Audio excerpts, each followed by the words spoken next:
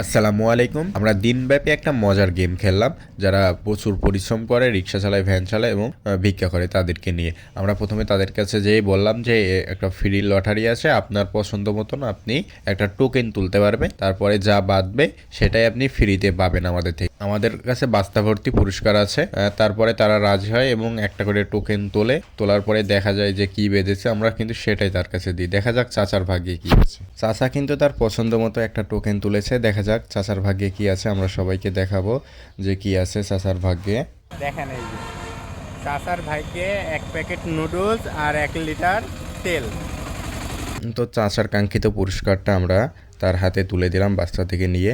আমাদের ভালো কাজের ভিডিওগুলো ভালো লাগলে অবশ্যই লাইক, কমেন্ট, শেয়ার করবেন এবং আমার পেজটা ফলো করে সাথেই থাকবেন।